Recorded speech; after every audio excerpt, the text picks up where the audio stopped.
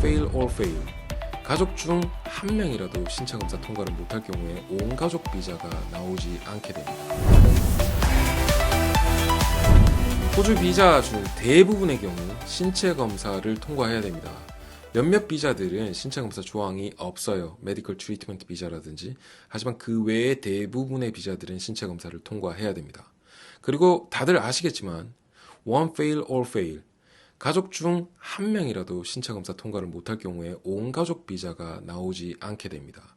굉장히 강력한 게 이 신체 검사 요건이죠. 자, 그런데 이 신체 검사 관련돼서 헬스 웨이버라고 하는 내용들이 일부 있습니다. 많이 들어보셨을 텐데, 자, 이 헬스 웨이버는 답부터 말씀드리자면 대부분의 비자에 해당이 되지 않습니다. 그렇기 때문에 이 영상을 보고 있는 많은 분들이 헬스 웨이버 통해서 내가 비자를 받을 수 있겠구나라는 생각은 안 하는 게 맞아요. 그런데도 불구하고 헬스 웨이버를 알고 싶다. 자, 그러면 어떤 비자에 헬스 웨이버가 적용이 되는지를 먼저 아는 게 중요하겠죠.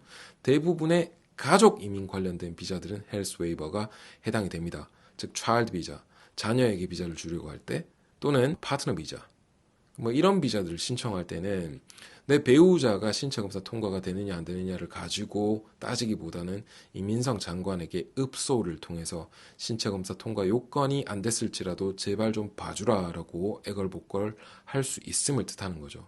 헬스 웨이버는 바로 이런 것들이에요. 그런데 몇몇 취업 비자들이 이러한 헬스 웨이버가 가능합니다. 대표적으로 TSS 비자. TSS 비자, 고용주의 일반 스폰서십을 통해서 스탠다드 비즈니스 스폰서로부터 스폰서십을 받는 경우에는 헬스 웨이버가 가능합니다. 그리고 494 비자도 지방지역 고용주의 스폰서십을 통한 비자는 헬스 웨이버가 가능합니다. 즉 TSS를 스탠다드 비즈니스 스폰서로부터 받았는 경우에는 이 비자 받고 나서 나중에 3년이든 2년이든 지나서 ENSTRT로 진행할 때 여전히 헬스 웨이버의 혜택을 볼 수 있게 됩니다. 494 비자도 마찬가지죠. 지방지역 고용주의 스폰서십을 통해서 정상적으로 받은 494 비자 소지자는 191 비자로 진행을 할 때 헬스 웨이버의 혜택을 볼 수 있게 됩니다. 그런데 TSS 비자도 스탠다드 비즈니스 스폰서의 노미네이션만, 이런 스트림만 있는 게 아니죠. 레이버 어그리먼트가 있지 않습니까? 다마도 있고 494 역시 레이버 어그리먼트 또는 다마가 있습니다. 자, 이 이민법이 참 웃긴 게 말이죠. 다마의 경우에 TSS 다마는 웨이버가 됩니다. 그런데 TSS 다마를 받은 분이 결국 나중에는 ENS 다마를 가야 될 거 아니에요? ENS 다마에서는 헬스 웨이버가 인정이 안 돼요. 실컷 와서 지방지역에서 나이 많아도 일하라고 할 때는 언제고 영주권 갈 때는 헬스 웨이버가 안 돼서 one fail, all fail이 되는 이런 부당한 경우가 있게 됩니다. 494 비자 마찬가지입니다. 다마로 494를 받았을 경우에 이건 시작부터 헬스 웨이버가 안 됩니다. 이런 특수한 내용들이 있는 거죠. 왜 TSS든 494든 주면 다 헬스 웨이버를 주고 이때 1단계에서 받았으면 2단계까지도 다 헬스 웨이버를 주면 좋은 것인데 안 주느냐? 저한테 묻지 마세요. 이건 이민성에 따져야 될 문제이고 이민성 장관을 추궁해야 될 문제라고 생각을 합니다.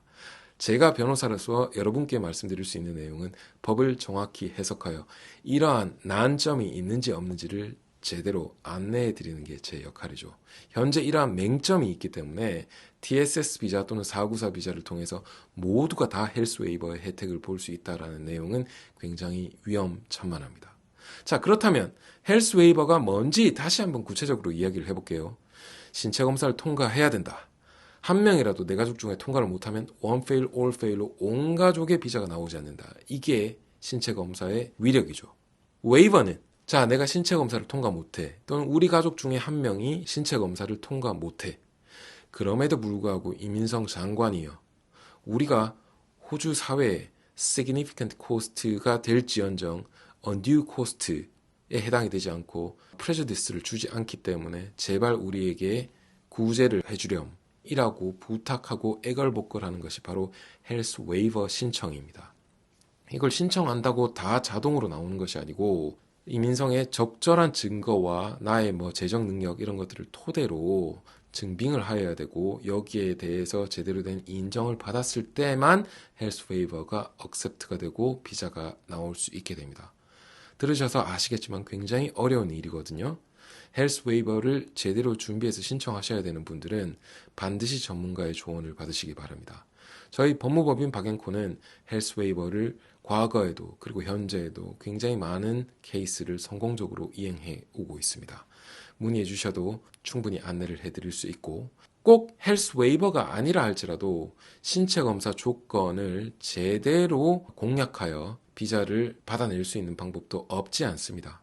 여러분 사건에 대해서 제대로 된 법률 조언을 통해서 이 상황에서 무엇이 최선인지에 대해서 함께 연구하는 자세가 필요할 거라고 생각합니다.